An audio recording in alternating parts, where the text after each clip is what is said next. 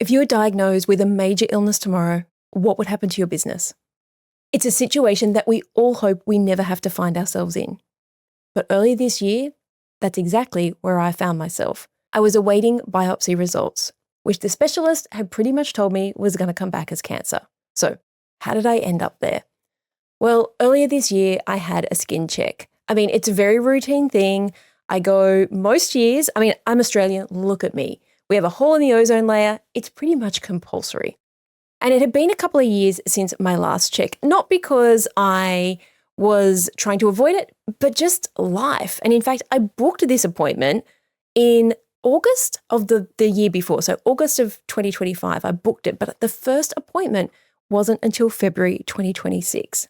I go to get my skin check and the doctor is looking through my hair and she's looking under my fingernails. And I turn around and she looks at my back and she says to me, "Oh, how long has this looked like that?" I don't know what you're seeing there, lady. What are you talking about? She said, "Give me your phone." So I gave her my phone. She took a picture of my back and she handed it back to me. And I was like, I don't know. I can't really, it's right between my shoulder blades. I don't really look back there. And she's like, "Okay, well, we're going to take that out right now." Now, the funny thing is my husband had said to me, she always runs late. We go to the same dermatologist. And I had joked to her because it was the first time I'd seen her, "Oh, my husband says you're always running late." And so when she had said to me, "We're taking that out right now," she, with a bit of sense of humor, said, "And you can tell your husband, this is why sometimes I run late." And so I go in thinking is this not something they do in hospital? But no, they do it in rooms. I go into the treatment area, I get numbed, and she cuts out the piece of skin. And at the time, it wasn't very big. It was maybe 1.5 inches, 2 inches. And in the meantime, while I was waiting to get prepped, I had texted Ed and said, "Oh, hey, this is why she's late." And he had gone through some pictures of us at the beach and he found a picture where there was a picture of my back and he was able to zoom in and see this same spot. When I could see the difference between what it was just a couple of years ago and what it was now, I pretty much knew what the answer was going to be. And the specialist kind of told me that this is what she was expecting. And so I had the minor procedure. They think nothing of it. And I go home and I wait. When you have time to process this, what you start thinking about is not just the diagnosis, but about your life. What is next? What is going to happen to my family, to my business? And I'm grateful that we have really good health insurance. So I knew that no matter what the diagnosis, my treatment would mostly be covered. But I didn't know anything about getting cancer.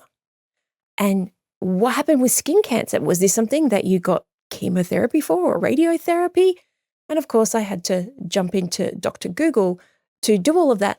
But none of that happened while I was waiting, while I was sitting there with the anesthetic waiting to do its thing. I was sitting in the room alone. And after I messaged Ed, all I could think about was, so what happens next? So there's my family. What happens if I have to have chemotherapy or radiation follow-up treatment and I'm really sick? What happens to my business? If I'm out for 6 months, am I really confident that it could run without me? And if it couldn't, then what happens to us financially?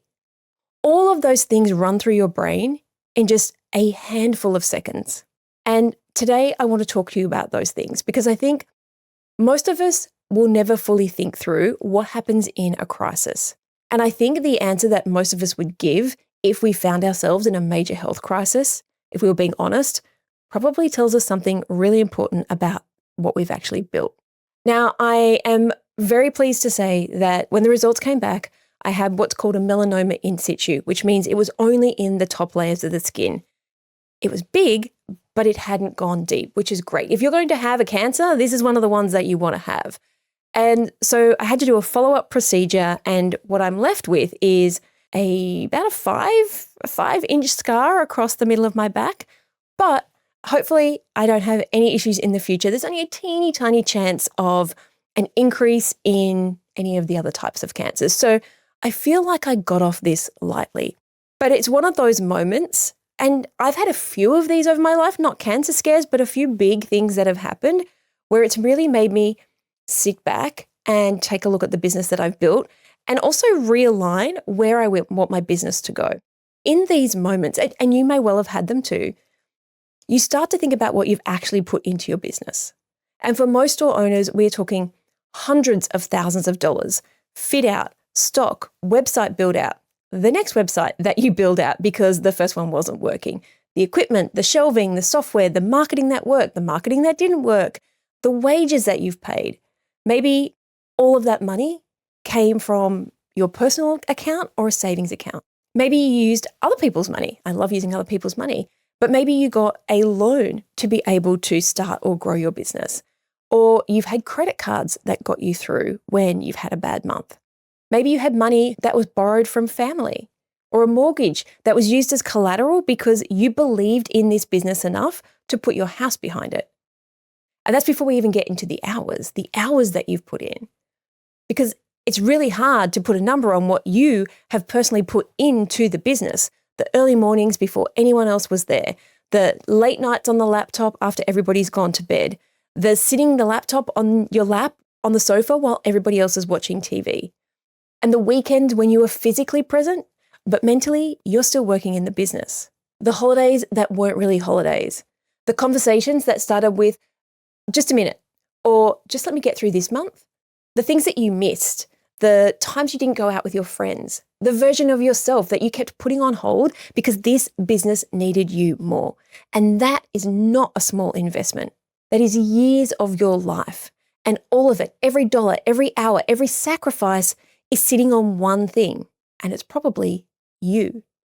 If you are there, the business runs.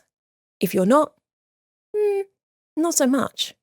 Which means everything that you've put into this business is only as secure as your ability to keep showing up. And in those moments when a crisis hits, you realize that that is a really fragile place to keep something that you have sacrificed that much for.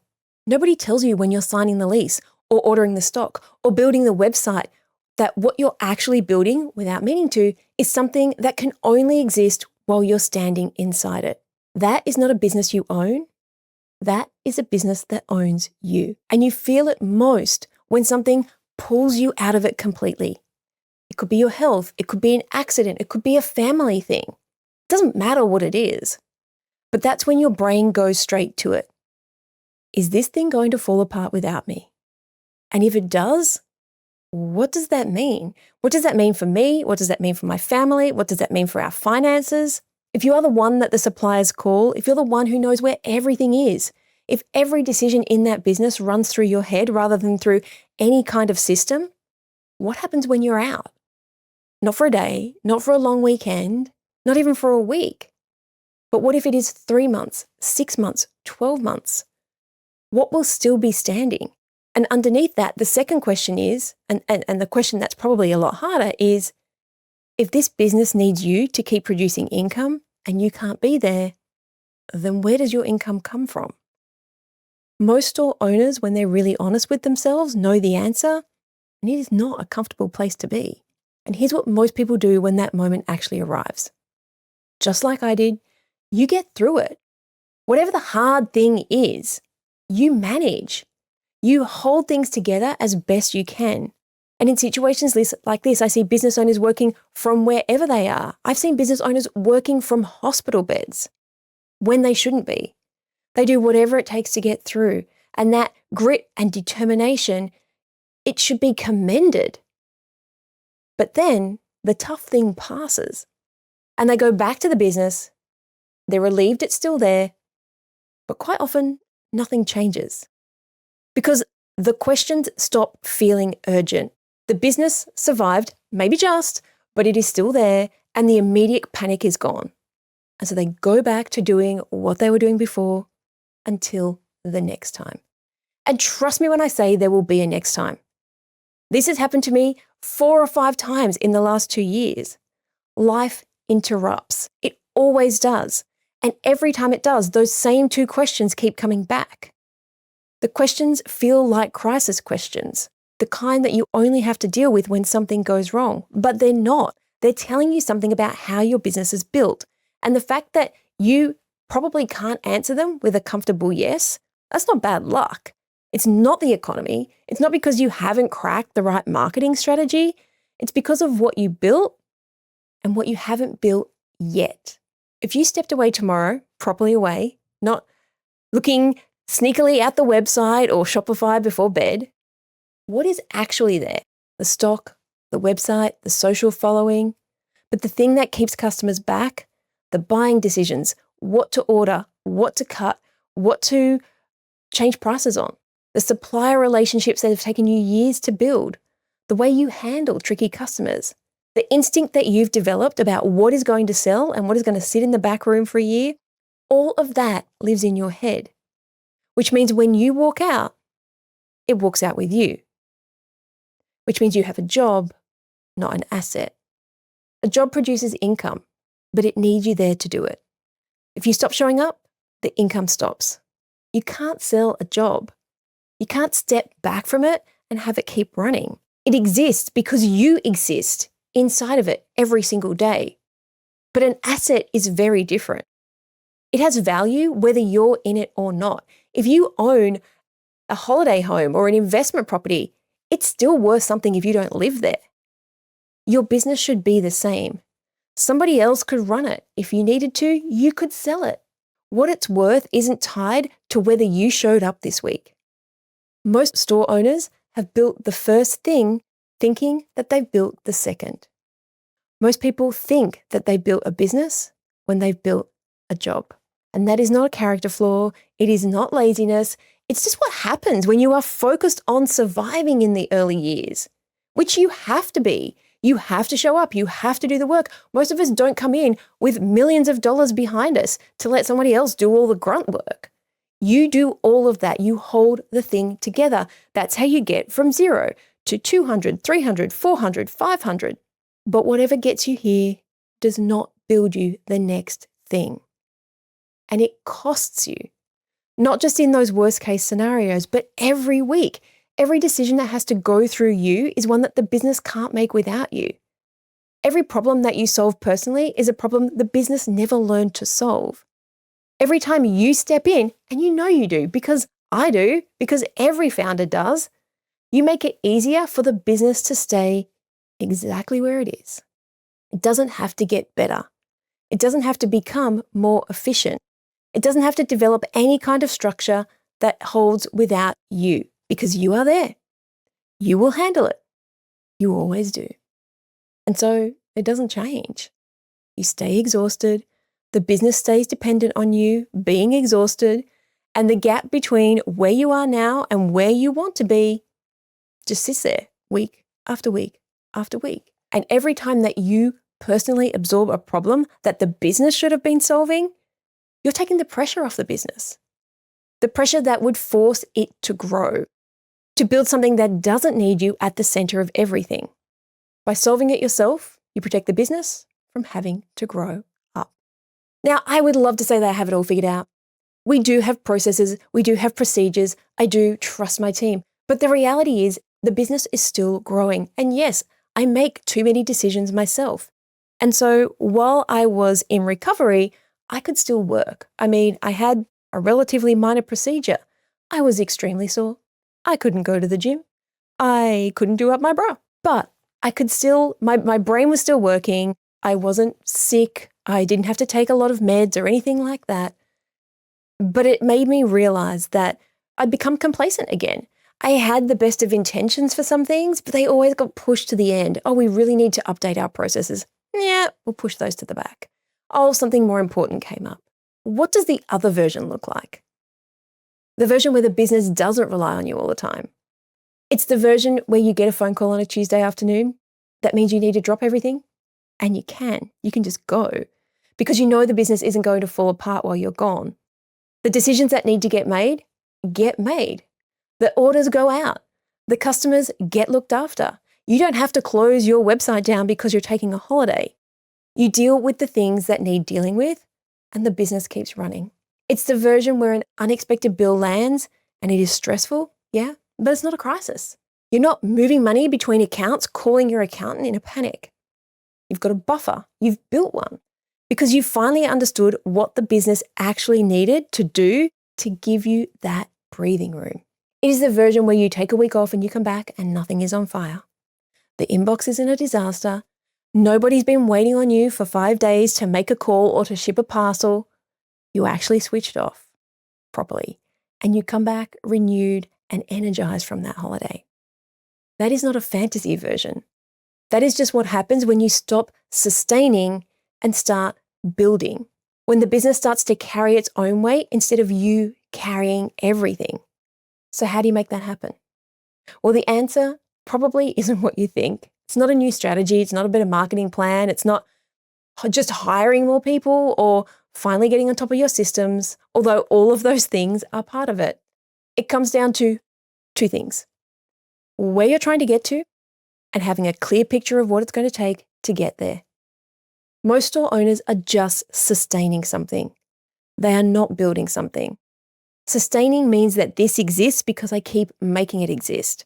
Building means I am creating something that will exist when I step back from it. I am creating the asset. They feel the same when you're on the inside.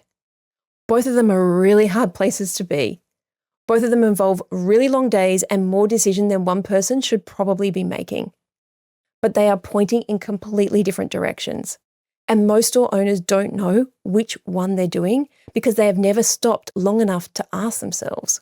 And if you are looking to build, not just sustain, here's what I want you to be aiming for: $1 million. Not because it's a finish line, not because it's a vanity number, because of that, I can tell you, after working with over 5,000 businesses, that is roughly the threshold. And I've seen this over and over again, where a retail or e-commerce business can start to have a life that isn't entirely dependent on one person being in it every single day. Below that line, in most cases, the business is the founder. It runs because she runs it. Her decisions, her energy, her presence, keeping the whole thing moving. And there is a ceiling on that, on how far it goes, on how much it makes, and what your life actually looks like when you're inside of it. And above that, when all the right things are built, the business starts to hold without you being the central force. It can run a week without you. It can handle a problem when you're not in the room. Customers are loyal to the brand, not just you. And the knowledge that lives in your head starts to live somewhere else too. It means that when life interrupts, and it does, the business doesn't collapse. Your income doesn't just disappear. You have room to deal with what's happening instead of just white knuckling it through while simultaneously holding everything together. That is an asset, not a job. Just the practical ability to step back and be okay. And isn't that what you started this for? It is waking up on a Monday and knowing the business ran over the weekend without you having to be there. The orders went out, the questions got answered, the emails got answered, nothing waited on you. It's booking a holiday and actually going on it. Not the version where you are on the beach with your phone in your hand and on calls every night, but actually gone and coming back to a business that still stands. It's getting a diagnosis or a vet bill or a kid who needs you or just a really hard session of your life and being able to deal with it. Not because everything is perfect, but because the business can hold without you for a bit. Because you've built something that doesn't fall apart the second you stop pushing. It is paying yourself a real wage every month, not what's left over, an actual amount on a regular day into your account. And that is the version most store owners started this for, but not the one they're currently living. Now, I'm not saying that $1 million, it's all unicorns and rainbows. Trust me, I work with enough 7- and 8-figure businesses to know that there is a whole slew of other problems. But if we can get you to $1 million, you have breathing space and you can come back and you can be energized and you can look at the next goal. So I have 3 questions for you. Write these down, come back to them tonight. If something happened to you, could your business run for 6 weeks without you? Not perfectly, just would it hold together? Or would it start coming apart within the first week? Number 2, if a significant but unexpected expense landed in your lap right now, Could you cover it without becoming a real problem? And number 3, if someone offered to buy your business today, what would they be buying? What's there that doesn't walk out with you? I'm not asking you these questions to make you feel like you've done something wrong. I'm asking you because I know what it feels like when these sorts of things arrive before you are ready. Yes, I got off lightly. 25 stitches, a great big scar. But it is enough to make me come back and recalibrate and to think about those questions that nobody wants to talk about. And what I found showed me the areas, the gaps in my business, the areas I still need to focus on. A business gives you room where life can happen and you can deal with stuff. But that is not built by working harder. It is built by making the business carry its own weight, by separating what the business does from what you personally do. And that's where I see $1 million actually starts to make sense. It is not just a random number. It is a point where sustaining starts to become building. If today got you thinking, I would love to invite you to come to my free webinar that I'm running on May 23rd. It's called the $1 Million Store Blueprint. It is 45 minutes to an hour, maybe. I will walk you through the 5 areas that determine whether your retail or e-commerce business will hit $1 million and how to see what needs to change for you to get there. It is completely free, but there are no replays. It is 100% live. You can register at mymilliondollarstore.com/blueprint. Yes, I said that right. Please don't message me. There are no do-overs, no replays. I am hosting this live because if this is something that you really want, you will make the effort and show up. Register for it over at mymilliondollarstore.com/blueprint. I hope that you have a very healthy and hearty and happy rest of your day, rest of your week, rest of your year, and know that if the bumps happen, life happens, but that's why we have a business. Okay, I will see you in the next episode. So that's a wrap. I'd love to hear what insight you've gotten from this episode and how you're going to put it into action. If you're a social kind of person, follow me at the Salena Knight and make sure to leave a comment and let me know. And if this episode made you think a little bit differently or gave you some inspiration or perhaps gave you the kick that you needed to take action, then please take a couple of minutes to leave me a review on your platform of choice. Because the more reviews the show gets, the more independent retail and e-commerce stores just like yours that we can help to scale.